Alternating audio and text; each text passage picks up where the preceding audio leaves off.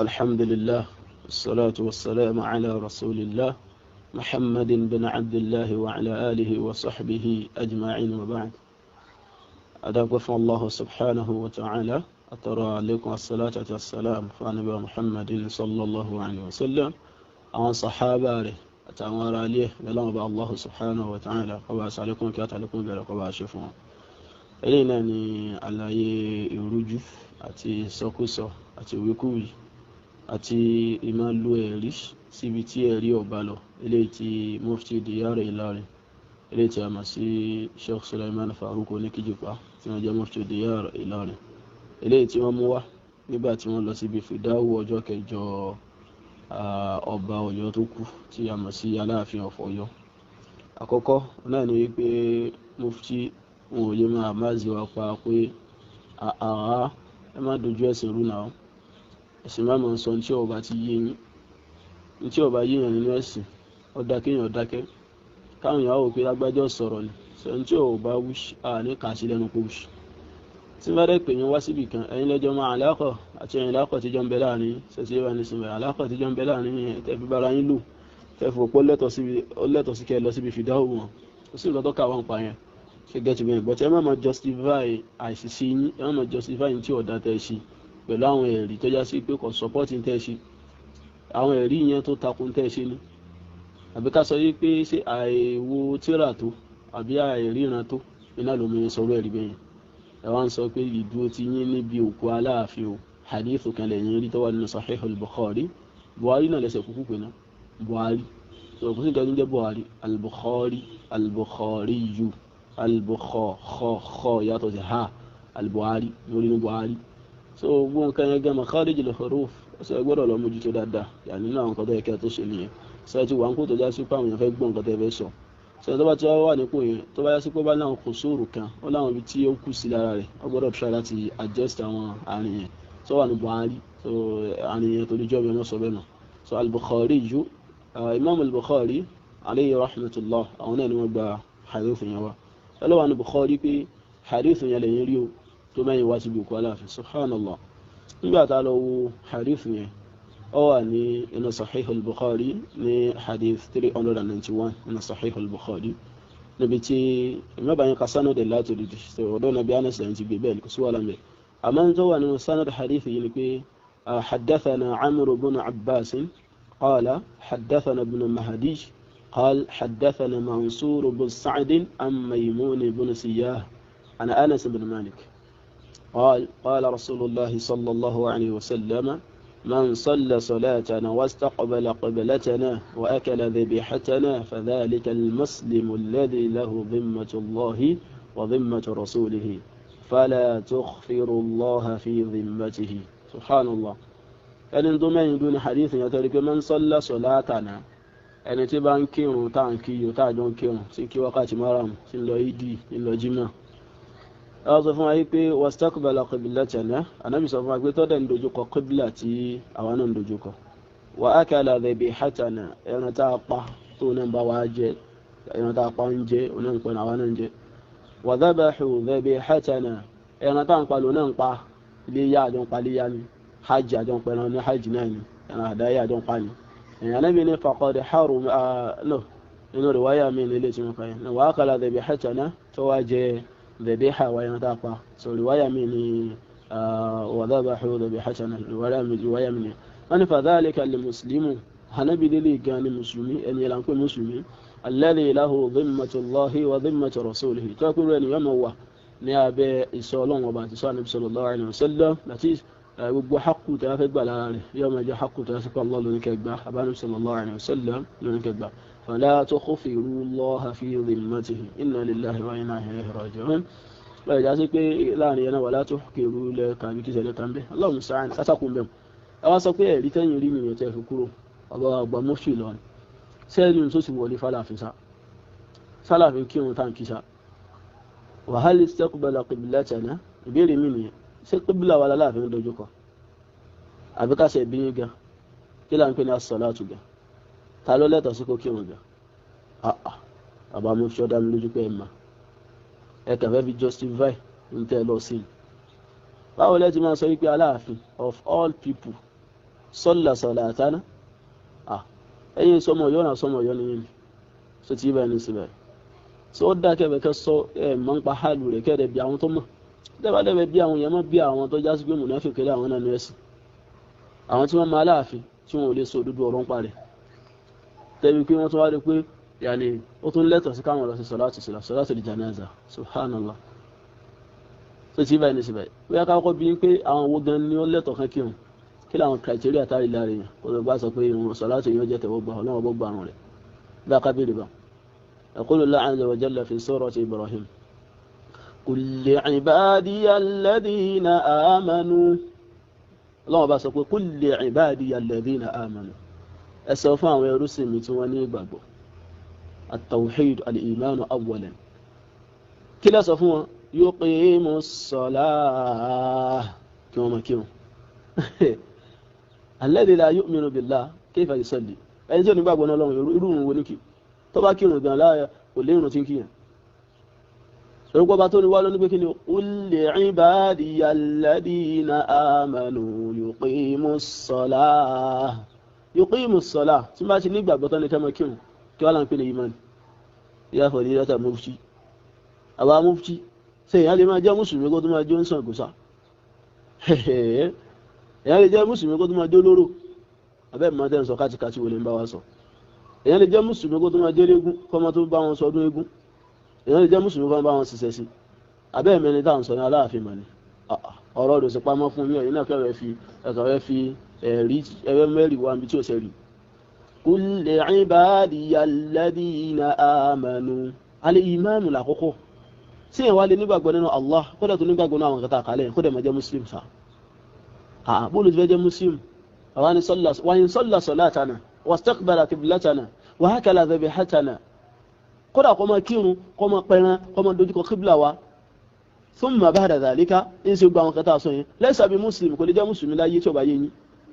ابي ما تان سو متا نا لي نا اما ان يكون مسلما ان قد مسلم اسلام ري لي فún او يكون كافرا ابي قد كافري تي كافري ري han ta mo ابي قد سي جه كني منافقا قد منافقي kèfèrí àti munafiki huma sawa lefu kana wọ́n jọ wà bal almunafiquna ashaddu adhaban ìyà tí wọ́n tún wá le jù tàwọn kèfèrí lọ àmọ́ Ọlọ́run bá sọ fún wa pé inna Allaha jami'ul munafiqina wal kafirina fi jahannama jami'a àti kèfèrí àti munafiki àti àwọn méjèèjì yẹn Allah subhanahu wa ta'ala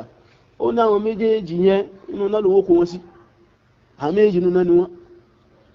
so ẹni tó jẹ́ muslim khalisul iman tí gbàgbọ́ rẹ̀ straight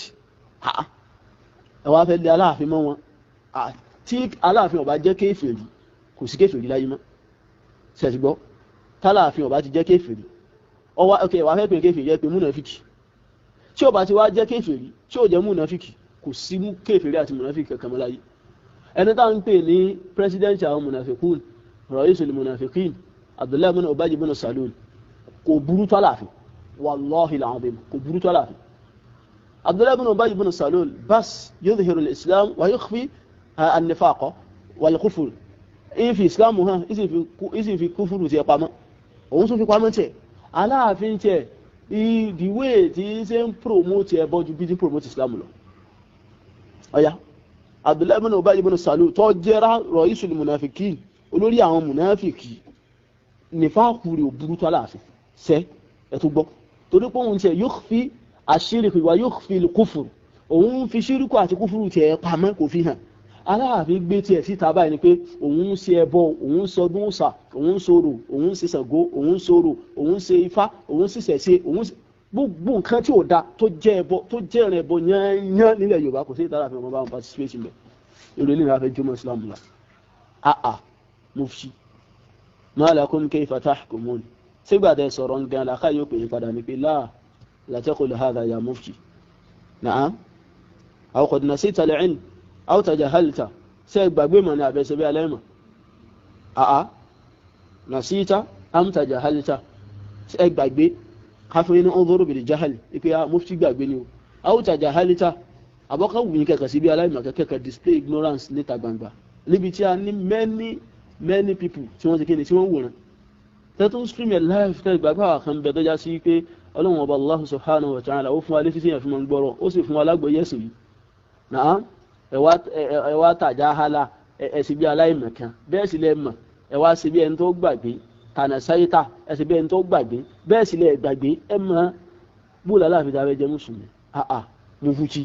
mo futi wàlọ́hì tí aláàfin tí ó bá jẹ́ mùsùlùmí lọ́dọ̀ yín wàlọ́hì kò sẹ́ni tẹ́pẹ́ kèfèrí mọ́ láyé kò sẹ́ni tẹ́pẹ́ kèfèrí mọ́ aláàfin ibẹ̀ yìí náà dínú àfihàn ebi ń jọ tẹ̀ ń ṣe ìrìnàjò tẹ̀ ń ṣe kí wọ́n láwọn fẹ́ ṣe inter-religious 8 days fidal ìgbórí láyé mi inter-religious wọ́n tún wá ní 8 days prayer àbí fidal wọn ṣe ló mẹ́rin ẹ̀yin náà gbọ́ inter-religious abẹ́rẹ́ ẹ̀gbọ́ ìbú rẹ̀ mọ̀túmọ̀ rẹ̀ tí wọ́n yẹ kí mùsùlùmí lè má tàtọ́ yá sí pé fidal gan ó kún mọ̀ fidal gan ó kún mọ̀ fidal ìgbà mọ̀ kókò sínú Islam àmọ́ àṣẹ wàá fẹ́ báyìí láwùsà lámúnájà dàlá ebi ẹsẹ̀ wàá fẹ́ rún mẹ́yìn àfa torí pé bitẹ́ ti ń jẹ náà nù ṣe ti gẹ́tì bá ní sí bitẹ́ ti ń jẹ náà nù ẹ wàá fẹ́ rún mọ́ kásọ̀ wàá fẹ́ báyìí gbà bẹ́ẹ̀ ṣe mùsùlùmí lẹ́ẹ̀ tó ń sọ pé ẹ̀ ti fidal fún àwọn ní inter-religious tó bá yẹ kí mùsùlùmí láàfin yáyí mùsùlùmí lẹ́sẹ̀ tó ti báyìí ní sí báyìí kí ṣe mùsùlùmí àwọn aláwo wá jókòó lẹ́gbẹ̀ẹ́ kan kírísítẹ́nì jókòó lẹ́gbẹ̀ẹ́ kan ẹ̀yin mùsùlùmí jókòó lẹ́gbẹ̀ẹ́ kan ẹ̀ wá ń ṣe rẹ̀ ẹ̀ wá ń display ignorance ẹ̀ wá ń present Islam gẹ́gẹ́ bí ẹ̀sìn tó wá sí kò sẹ̀ láwọn tó nímọ̀ mẹ́ ṣe kò tó lẹ́rìí fún yín gan pé ń jọ́ táwọn ìmámù Ọ̀yọ́ tí wọ́n lọ kírun sálàfin la ń tọ́ ṣẹlẹ̀ ń jọ́ yẹn kò tó lẹ́rìí fún yín bí wọ́n kírun tán làwọn olóòṣà gba òkú lọ́wọ́ wọn wọ́n gbé wọlé bí àwọn gbé jáde padà fẹ́ ẹ sì mọ ọ̀rọ̀ tí wọ́n sọ lẹ́yìn ìgbà náà ẹ̀yin ò sí láyé ní ẹlọ́wọ́ pọ́ǹchì ẹlọ́wọ́ ọ̀rọ̀ tán sọ àwọn oníṣẹ̀ṣe sọ̀rọ̀ wọ́n ní wọ́n disrespect Aláàfin báwọn mùsùlùmí ti kírun sí láta gbangba Gani Adams sọ̀rọ̀ ó lè pé òkú Aláàfin sókùtọ̀ ẹ̀ tán sí báwọn ká tó wá sọ àwọn míì náà àwọn olóòṣà tó sọ̀rọ̀ eléyìí ti tó fún yín lẹ́rìí ok nígbà tí ẹ wá kírun sí látọ̀ ẹ̀yin ashabul fadila ẹ̀yin àyímà nígbà tí ẹ kírun sí látọ̀ kí ó tó wá sí pé ẹ̀yin kọ́ lẹ lọ sí makbara wa mùsùlùmí tó ti báyìí ok sí makbara mùsùlùmí kí ó kílẹ̀ pé ẹ̀yin lẹ lọ gbé sí makbara tí wọ́n ń ṣe àwọn ọba sí náà tí a mọ̀ sí bára tó wà lágbóyè gẹ́gẹ́ sí báyìí ní sí báyìí kí ó tó wá pé ẹ̀yin lẹ lọ sí tó fi já sí pàwọn olóòṣà lọ́gbà lọ́wọ́ yìí àbí sáà rí nǹkan tí wọ́n fòkú rẹ̀ sí ní social media ni lálẹ́ ìjọ́ tán fẹ́ lọ sí rẹ̀ tí wọ́n ṣe é pàrí pa àìwò ó kú pé subhanallah mú wújí ẹni tí wọ́n ṣe bá ń fúnlẹ̀ pé mùsùlùmí inna lillahi wa inna ilayhi raji'un ànítàlà fi ọba ti jẹ́ kéfèrí lọ́dọ̀ yìí tí ó sì jẹ́ múnàfíkì àyẹ́síkò kò sí múnàfíkì kó sí kéfèrí mọ́ láyé ayé Aláàfin wallahi billahi illa táwọn kọ̀ndíṣẹ́ tàbí káyì bá tó bá ṣẹlẹ̀ lókù tí ó bá rí bẹ́ẹ̀ tẹ́sì rẹ̀ rí mú wá fún wa aláṣípé wallahi satuhasab amama rabbik ọlọ́wọ́ bó bí ilé ìtọ́wà jẹ́ ìgbẹ̀rẹ̀ lọ́kẹ́ àwọn nípa ń tẹ́ sọ tí ò rí bẹ́ẹ̀ nípa arọ́ tẹ́ pa má Islam má àtàjẹ́ mùsùlùmí tí àwọn mùsùlùmí táwọn ń bẹ lọ́yọ̀ táwọn kírun táwọn gbà pé mùsùlùmí ni àwọn òríran àbí àwọn mọ́mù lóríran ẹjọ́ wọn parọ́ fún yín bẹ́ẹ̀ yaqulu Allahu azza wa jalla ọlọ́wọ́ bá Allah subhanahu wa ta'ala ọfẹ́ lóyè àwọn munafiki fún wa ọlọ́wọ́ bá sọ fún wa pé innal munafiqina yukhadi'una Allaha wa huwa khadi'uhum ẹni ẹ̀wù náà almunafiquna yukhadi'una Allaha àwọn rò fáwọn ọmọ Ọlọ́run Ọba ṣeré khida'a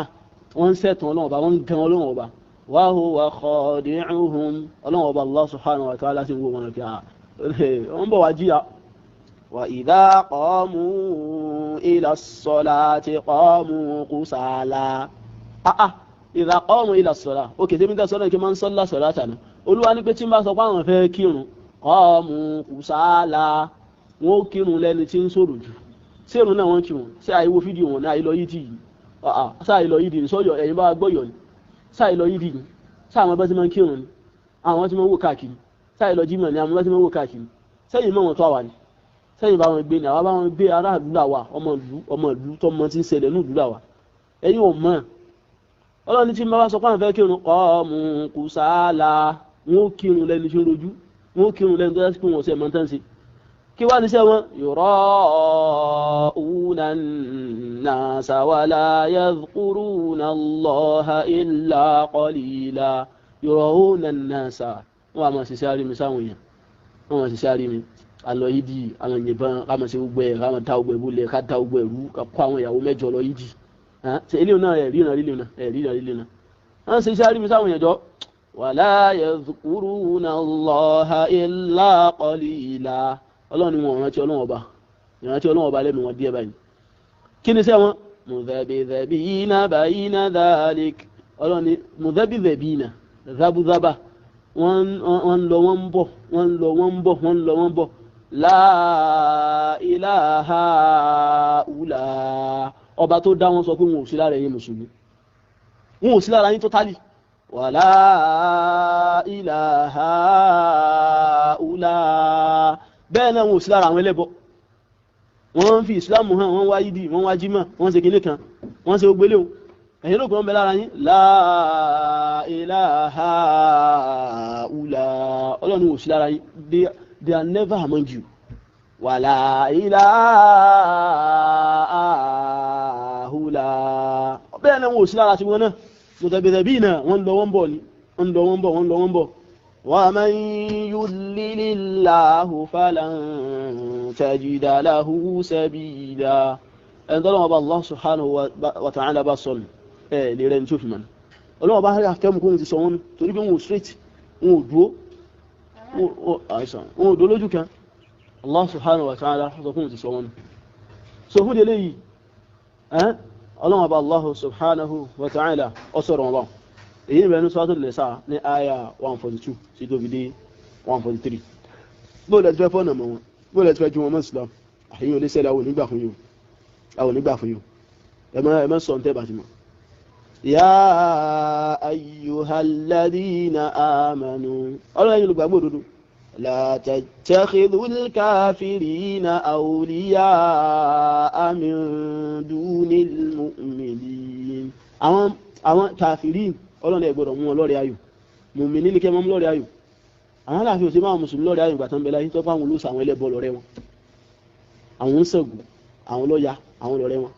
aturiduna an taj'alu lillahi alaykum sultanan mubina. kí wá níyà wọn innal munafiqina fi darkil asfali minan nar. ìsàlẹ̀sàlẹ̀ náà lọ́wọ́ ni wọ́n wà náà. walan tajida lahum nasira. ẹgbẹ̀rún fìdá ọ̀tẹ́bárí ẹsẹ̀ kò lè sàǹfààní fún wọn, kùránì tẹ́bárí ẹ̀ka kò lè wúlò fún wọn. ibi tí ẹ̀jẹ̀ ka kùránì àwọn ilé pàdé pa ń ṣe tí wọn, àwọn ní jẹ́ orúkọ Jésù ṣe tí wọn. èso ó kún mọ́ mẹ́ta lè pàdé lórí ẹnìkan abẹ́ ẹ̀mọ́ tẹ̀sẹ̀ ń sọ. èèyàn kan lè jẹ́ mùsùlùmí kó tó jẹ́ orí pàdé pa kó tó jẹ́ kírísítẹ̀n papọ̀ lẹ́ẹ̀kan náà ẹ̀mọ́ tẹ̀ ń sọ ni. èyí tó lè mú wa gbà sí lẹ́nu táfi mọ̀ pé mùsùlùmí ni ìlàládìínà tààbù ẹ fi rinlẹ̀ fún wa kó túbá ó di clear publicly pé gbogbo ọ̀sà tó ń ṣe gbogbo tó ń ṣe nínú àwọn ọ̀sọ̀ òun ṣe náà. sẹ́ńtà tó rí last letter rẹ̀ tọ́kọ sí state governor of Ọ̀yọ́ state, tọ́kọ sí Ọ̀yọ́ state governor pé kí wọ́n fáwọn ní ìjọ kan nínú àwọn ilé jọ́mọ̀ fáwọn ní ọdọọdún tí wọ́n mọ̀ jẹ́ traditional day ọdún ṣẹ̀ṣẹ̀ subhanallah ọjọ́ ọdún ṣẹ̀ṣẹ̀ tí wàá fi lọ ń wé pé ẹ̀sẹ̀ bẹ́ẹ̀ máa fáwọn yẹn ní idul fitiri holiday ẹ̀mọ́ fún wọn ní idul kebir holiday ẹ̀mọ́ fún wọn ní Easter Monday ẹ̀mọ́ fún wọn ní gẹ́gẹ́ kan ẹ̀fáwọn náà ní traditional day inna lillahi wa inna ilayhi raji'un. ẹni lẹ́yìn pé mùsùlùmí mufti ẹjọ́ lọ bẹ̀rẹ̀ ọlọ́wọ́ bá àfi tẹ́ bá rí ìfúbátù ṣe fún wa o ipé wọn túbá wa aslahu gbogbo sánú àfi wọn kó dànù ìtàn bọ́ lọ́sọ̀ọ̀sẹ̀ ìtàn bọ́ lójoojúmọ́ ìtàn bọ́ lọ́dọọdún tí wọ́n kó gbé dànù tí wọ́n sì sọ pé àwọn ò ṣe mọ́. èmi ń tọ́mọ wọn tó lọ́n sọ láti ọ̀fà assembly náà ni pé kí wọ́n fáwọn ní ìjọ kankan máa ṣe world Sango day subhanallah. ọmọ ẹni tẹ́yìn gbà pé ọlọ́run nínú tí ń lọ Brazil ọdọọdún tí wọ́n bá wọn celebrate Sango ṣé mùsùlùmí nìyẹn àbí ẹ̀mọ́ tẹ́ ń sọ ni. wa tasamu billah i'tasamu billah tó rọ́gbọ́n lọ́nà gbára ló sàwọn gbára ní ẹ̀kan. wa akhlasu dinahum lillah tí wọ́n dẹ̀ sàfọ́mẹ́sì wọn fọ́lọ́n kò máa jẹ́ mùsùlùmí kó tó máa jẹ́ lẹ́bọ, kò máa jẹ́ mùsùlùmí kó tó máa lọ sọ́ọ̀sì, kò máa jẹ́ mùsùlùmí kó tó máa bá wọn ṣe Ṣàngó kó bá wọn sọ ya. ṣé ẹni tí tọ́lọ́wọ́ bá ń sọ ṣé bá rí ṣe fún wa pé wọ́n túbá ọgbà àwọn kẹta rẹ̀ káyé tó jẹ́ kọ́ndíṣẹ́ yìí tẹ́ bá rí ìfìbátù rẹ̀ sí pé ó ṣẹlẹ̀ sí wọn fa ulaika ma'al mu'minin ọlọ́run nígbà náà látò sí wọn mára wa mu'minin ìgbà táwọn tó accept wọn mu'minin tẹ́ bá wá rí ṣe pẹ̀lú àwọn hálù tá a mọ̀ ní gbangba yẹn kèfèrí lálàáfíà ló ṣe mùsùlùmí o. ọlọ́run nígbà tí ó bá yí pé àkọ́kọ́ táàbù wọ́n túbá wa aslahu wọ́n ṣàtúnṣe wa tasamu billah wa akhlasu dinahum lillah tí ó gba àwọn condition yẹn bá pé ìgbà náà wọ́n tó mọ̀ bẹ̀ lára yín, ìgbà náà wọ́n tó lẹ́tọ̀ sí kẹ́kírun sí wọn la, ìgbà náà wọ́n tó lẹ́tọ̀ kẹ́ sábà fún wọn kì í sábà bídí àtẹ́tún lọ sí wọn náà kì í ṣe o. wa sawfa yu'tillahu al-mu'minina ajran 'azima ọlọ́run tí máa jẹ́ mu'mini báwọn ọlọ́run ọba Allah subhanahu wa ta'ala yóò fún wọn ní ẹ̀san ńlá. so fún délé yìí mo fi ọ̀rọ̀ tẹ́ sọ yẹn àwa ń sọ fún yín o ìsọkúsọ gbáà òun náà ni ẹ̀ẹ́dígbà tí lọ mú wá yẹn kò ṣe déédéé rárá. Bẹ́ẹ̀ náà láti sọ fún yín pé tí bàbá ẹni tẹ́ ń sọ tí ó bá ti lè jẹ́ kèfèrí kò sí kèfèrí kankan mọ́ inú ayé nù tó ṣe báyìí náà sí báyìí. Àkọ́lù ń tẹ̀lé sọ òun náà ni pé kí ẹ sọ pé ẹ̀yin ọmọ o àmọ́ kí a máa parọ́ níbi tá a wà táwọn ò gbọ́ àwọn ò ní dákẹ́ wò bẹ́ẹ̀ sì ni àwọn ìbéèrè wa márùn-ún tá a béèrè ń jó nínú ẹ sì bá wa dáhùn yóò fi àwọn àmúṣe àmọ̀rí sí ìdáhùn. Sallallahu wa sallam ala nabiyyina Muhammadin wa ala alihi wa sahbihi ajma'in.